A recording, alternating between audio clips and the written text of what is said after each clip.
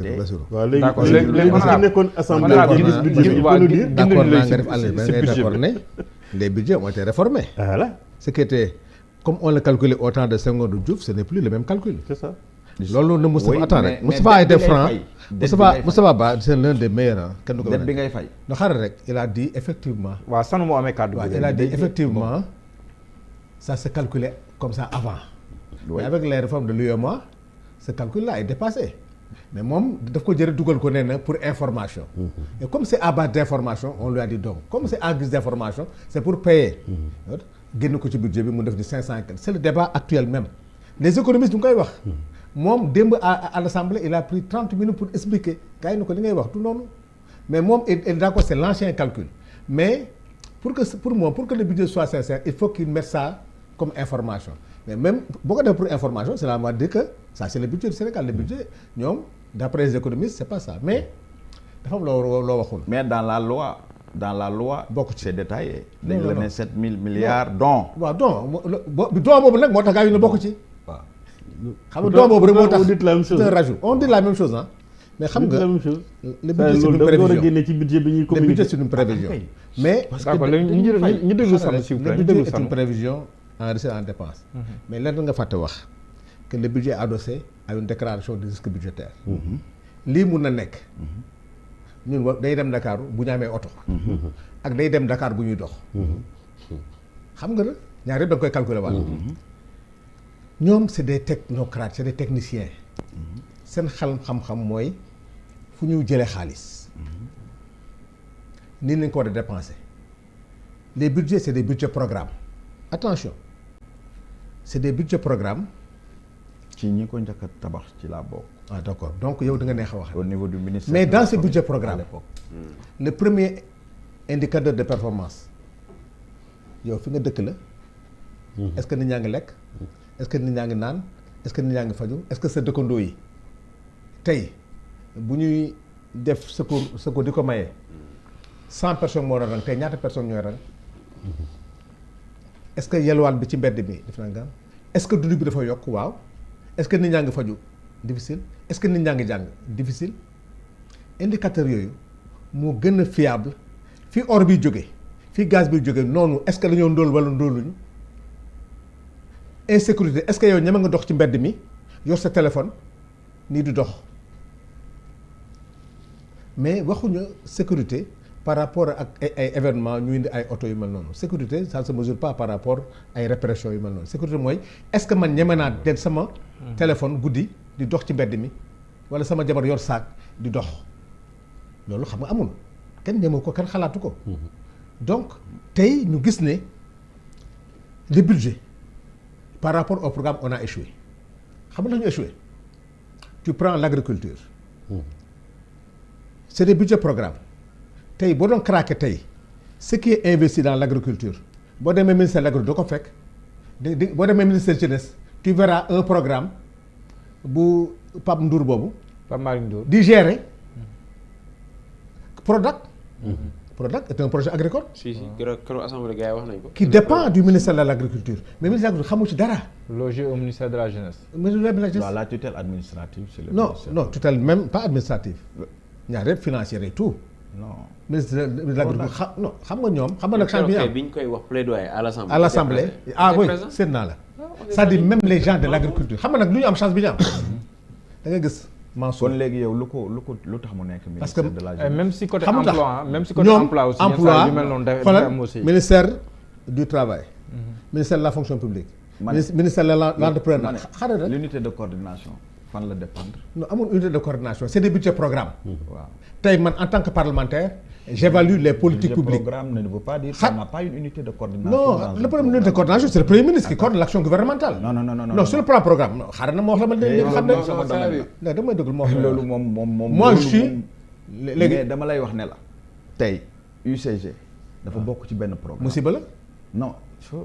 le FERA c'est quoi léegi s'il vous plaît du ko bàyyi mu kamul le FERA. waaw non mais xam parce nga que léegi dañuy wax ak Sénégal. waaw mais léegi mais unité de coordination d'un programme ou d'un projet ça existe.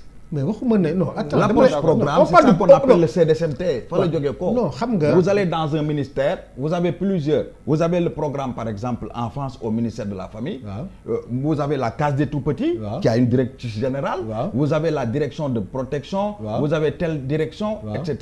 nga dem comment tu vas évaluer le programme kan yow il y a un coordonnateur de programme dans les textes dans c'est le pas décret possible. qu'on n'a pas encore ils sont pas les mêmes chacun est dans son ministère mais unité bi non amul unité amul coordination mais d'accord léegi ñu déglu non dama lay poser benn question ñu déglu woon rek pour waxtaan non je reviens tout de suite ci li gën a élémentaire tu m'as parlé de protection sociale qui gère la protection sociale pour toi c'est le ministère du développement communautaire daanu nga amul la protection sociale est dans la carte d'égalité des chances est gérée par le ministère de la santé. mais non la délégation générale à la protection sociale et à la ça solidarité n'existe nationale pas dans à les la politique.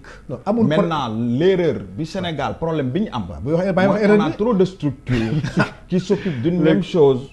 et qu'ils font pas rien. man y a pas li ñuy wax noonu aussi. ah man ma bàyyi ko sama xalaat nag. waaw ñu déglu xam nga ñun population mooy xam man je n'ose pas non Bassirou je n'ose pas dire des choses yoo xam ne ay parlementaires ñu ngi may déglu. may wax ay bêtises te suba damay dellu assemblée nationale. ñu naan ma tu as dit des bêtises. dama jël li gën a yomb la protection sociale. ministère de la santé mooy gérer la carte d'égalité des chances. waaw. benn. d'accord. dans la carte d'égalité des chances il y a des soins. ministère bu la ko joxee yow carte bi.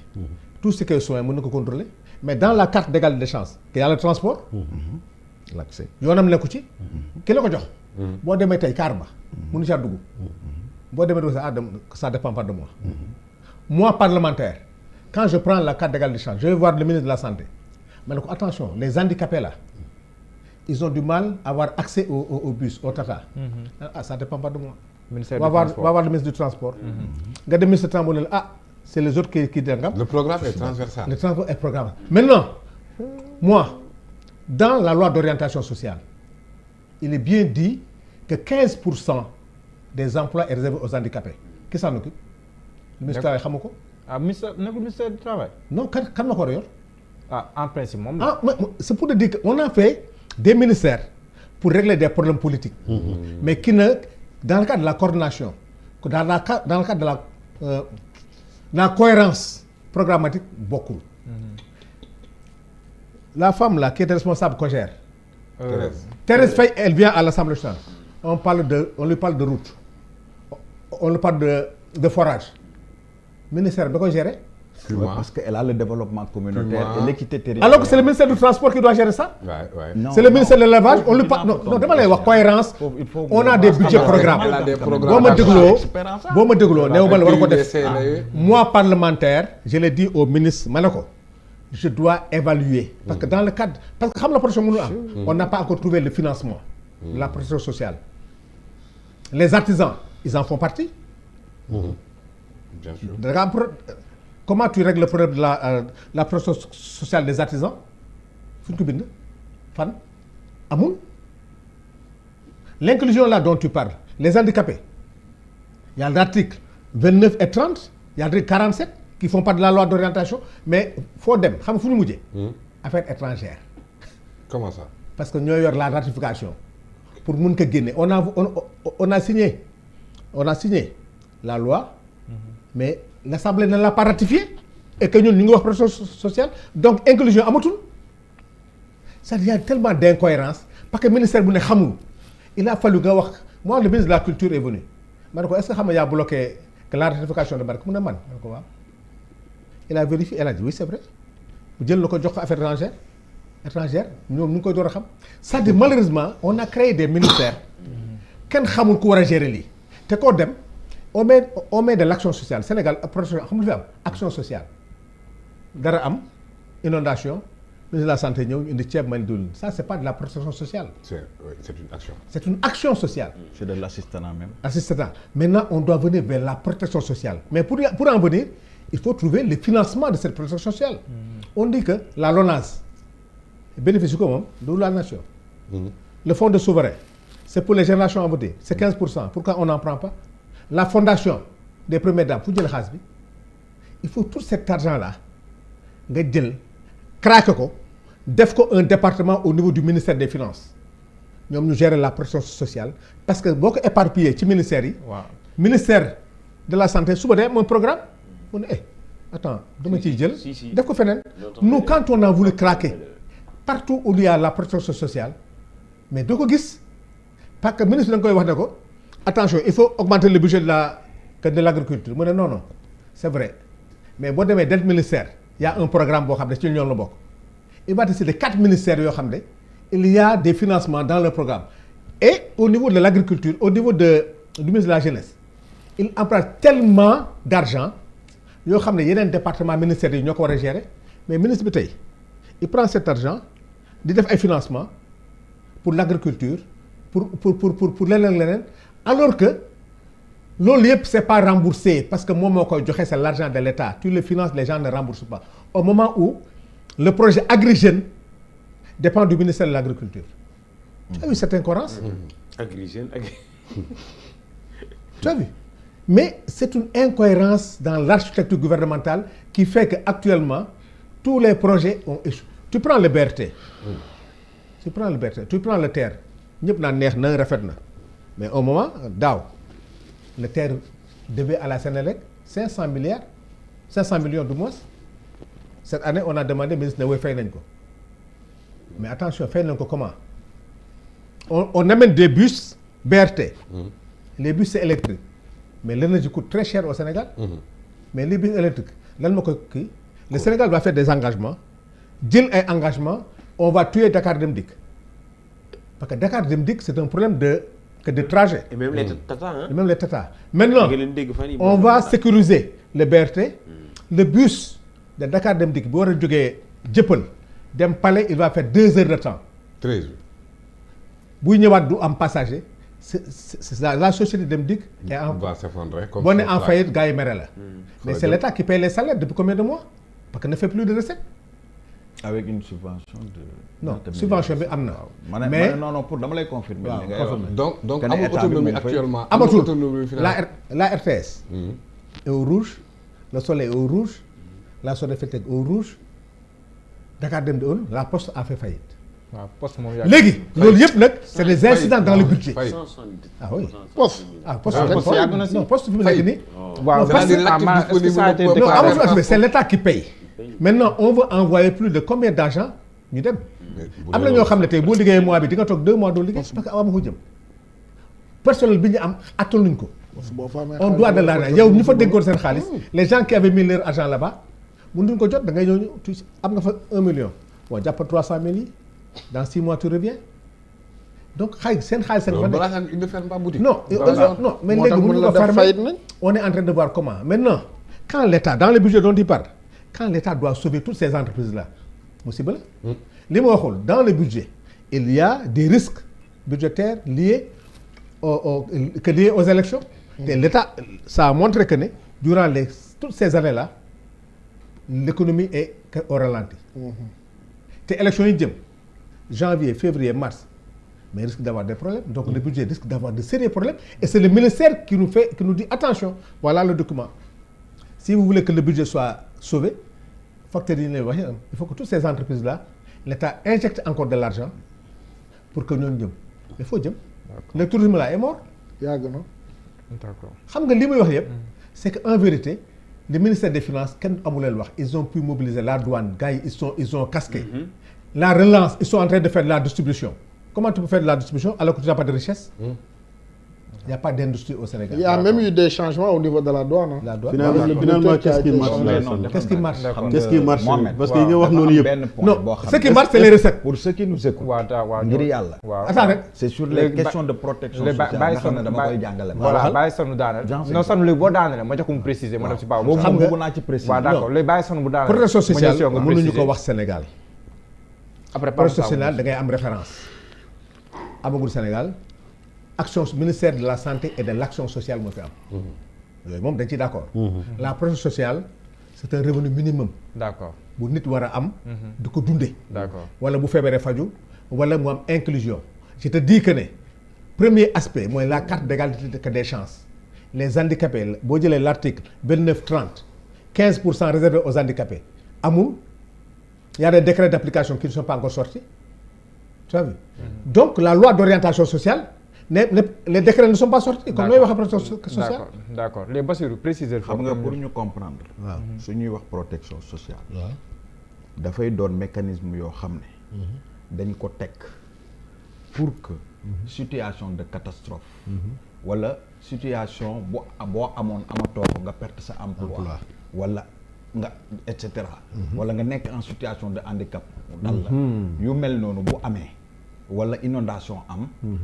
naka mécanisme yooyu noonu dina permettre fekk doté woon na de ressources. cible mi ba nga xam ne dinañ mën a faire face à ça. loolu la ñu tuddee protection sociale. cible yi. c'est une cible transversale. mën nga ko am ci xale yi. mën nga ko am ci jigéen ñi. mën nga ko am ci mag ñi. mën nga ko am ci jeunes yi. la loi d'orientation sociale bi muy wax. kooku ça concerne les personnes en situation de handicap. non ça concerne tout le monde. barke alxuraan. non handicap dañ ci am partie. non defal. la protection sociale la loi d'orientation c'est pour tous les Sénégalais. non même les femmes enceintes man cours laa ci les vieux. suba dama ciy def cours. non les handicapés en font partie mais nekkul les handicapés rek. non damay expliquer. c'est pas une loi pour les handicapés. la loi d'orientation sociale. ñoom la taxa jóg. mais bu soobee yàlla si loi ngeen ko dugal ba soobee yàlla. li muy confondre mooy ce qu'on appelle la stratégie nationale de protection sociale. la stratégie dafa amoon phase 1. mu jeex 2015. ñu am la phase 2 actuellement. d'accord foofu da nga fay dugal ci stratégie bi loi d'orientation bi. loi d'orientation sociale xam nga loolu lan moo ko jur. la convention des droits des personnes en situation de handicap bi Sénégal ratifié. soo ko ratifié convention internationale dañ la naan jëlal politique jëlal loi jëlal ay services. programme nga def ko. c'est pas ratifié.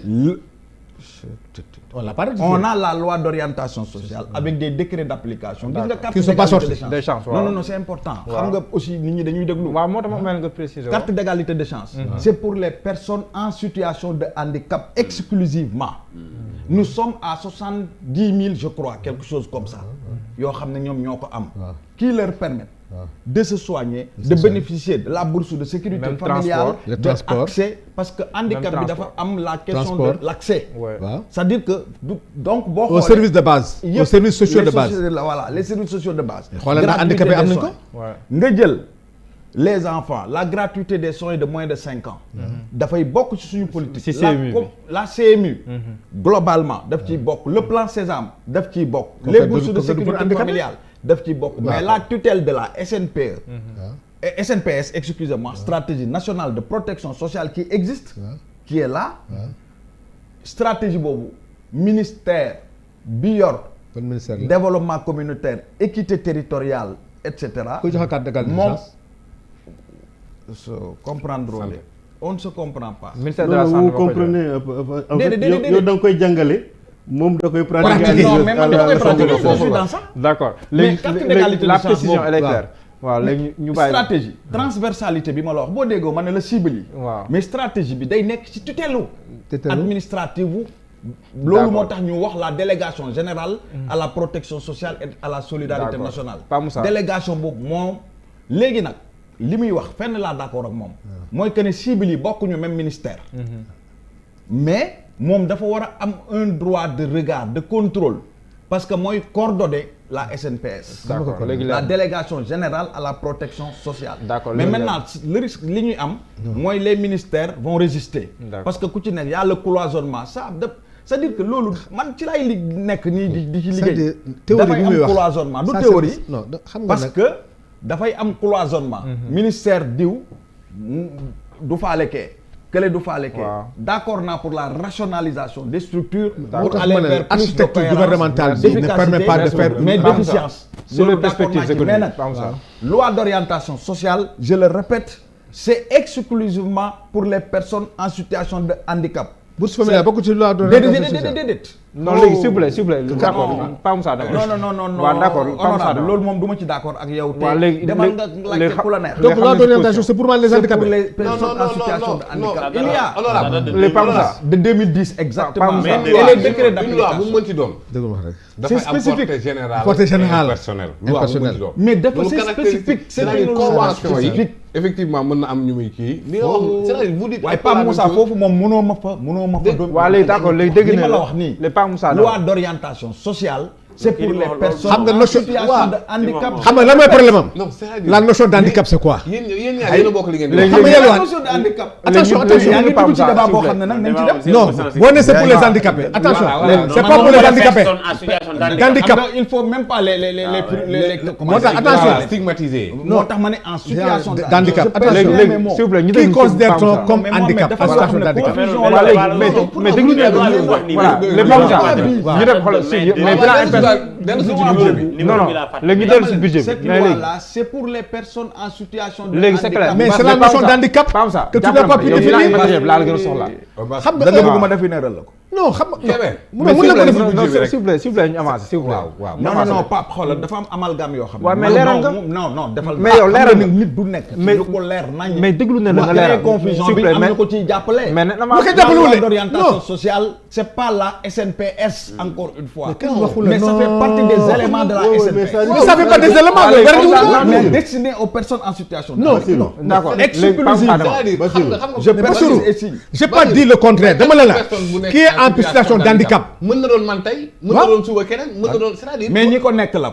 waaw mais xam nga ñi ko nekk c'est pas statique. waaw ñi ko nekk. loolu tax portée générale bi. non loolu mënul c'est-à-dire cette loi là elle est faite pour les personnes en situation de handicap. mais je suis d'accord avec toi mais ça dépend mais loolu du ko werante maa ngi doog a comprendre lu tax. c'est-à-dire tey jii nii. mais yow parce que nit day wax loo xam ne nii moom leeru ko.